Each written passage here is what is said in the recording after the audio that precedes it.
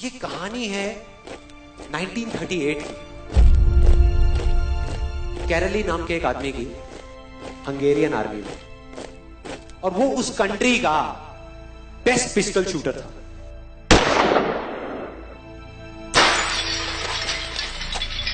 जितनी भी national championships हुई थी उस कंट्री में, उसको वो जीत चुका था। और सबको ऑलमोस्ट कंफर्म था कि 1940s में जो ओलंपिक्स होने वाले हैं उसमें गोल्ड मेडल केरली को ही मिलेगा।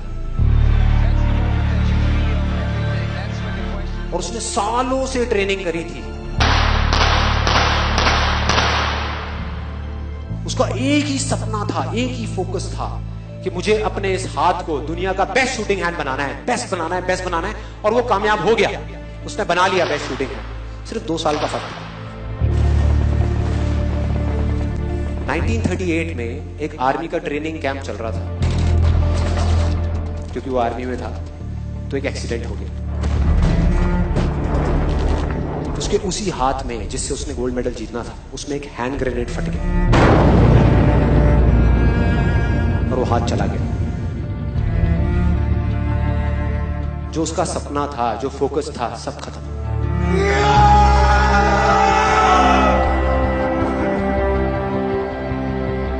उसके पास 2 रास्ते थे। एक तो ये कि वो बाकी की पूरी जिंदगी रोता रहे और कहीं जा करके छुप जाए, या अपना जो गोल था जिसपे उसने फोकस किया हुआ था उसको पकड़ करके रखे। तो उसने फोकस किया उस पे नहीं जो चला गया था, जो उसके पास नहीं था। उसने फोकस किया उस पे जो उसके पास था।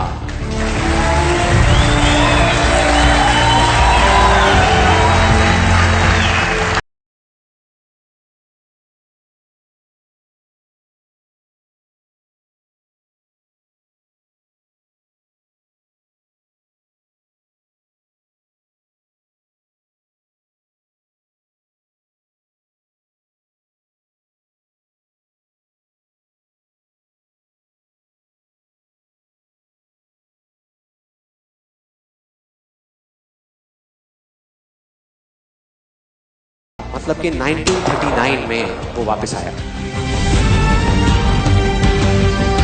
नेशनल चैंपियनशिप्स हो रही थी वहीं पे हंगरी में, और बाकी भी बहुत सारे पिस्टल शूटर्स थे वहां पर। उन्होंने जा करके उसको कांग्रेचुलेट किया। कहा कि यार देखो, ये होता है जज्बा, ये होती है स्पोर्ट्समैन स्पिरिट, कि इतना सब कुछ होने के बाद भी तुम यहां पर आए हो हमको देखने के लिए और हमारा हौसला बढ़ाने के लिए। किसी को नहीं पता था कि वो 1 साल से अपनी ट्रेनिंग कर रहा था लेफ्ट हैंड की। और उसने जवाब दिया, मैं यहां पर तुम्हारा हौसला बढ़ाने नहीं आया, तुम्हारे साथ कॉम्पीट करने आया हूं, तुमसे लड़ने आया हूं, तैयार हो जाओ। और कंपटीशन हुआ। बाकी सब वहां पर जितने भी लोग थे वो कॉम्पीट कर रहे थे अपने बेस्ट हैंड से। ये कॉम्पीट कर रहा था अपने ओनली हैंड से। ओनली हैंड से। कौन जीता? The man with the only hand, Karoly जीत गया। लेकिन वो यहां नहीं रुका। उसका गोल क्लियर था कि मुझे इस हाथ को इस कंट्री का नहीं, इस पूरी दुनिया का बेस्ट शूटिंग हैंड बनाना है। उसने अपना सारा फोकस उठा करके डाला 1940 पे, जब ओलंपिक्स होने वाले थे। लेकिन 1940s के ओलंपिक्स कैंसिल हो गए वर्ल्ड वॉर की वजह से।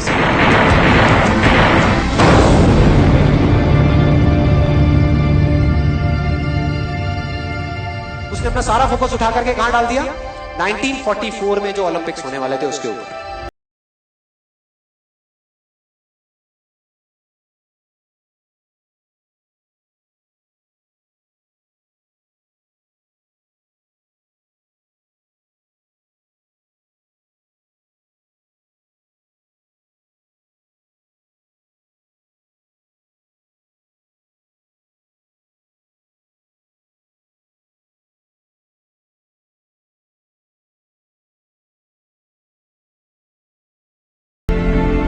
और जो यंगर जो प्लेयर्स आते हैं निकल करके, उनसे कॉम्पीट करना मुश्किल होता चला जाता है। लेकिन मुश्किल नाम का ये वर्ड था ही नहीं उसकी डिक्शनरी में। वो गया, पूरे वर्ल्ड के बेस्ट शूटर्स आए हुए थे जो अपने बेस्ट हैंड से कॉम्पीट कर रहे थे, और ये अपने ओनली हैंड से कॉम्पीट कर रहा था। और कौन जीता?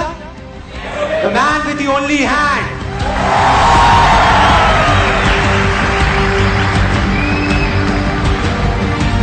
लेकिन वो तब भी नहीं रुका। 1952 ओलंपिक्स, दोबारा कॉम्पीट किया उसने, और इस बार गोल्ड मेडल कौन जीता? गैरल ली। 4 साल बाद दोबारा से, और पूरी की पूरी हिस्ट्री को बदल करके रख दिया ओलंपिक्स। इस पर्टिकुलर कंपटीशन में उससे पहले किसी भी एथलीट ने लगातार 2 गोल्ड मेडल्स नहीं जीते।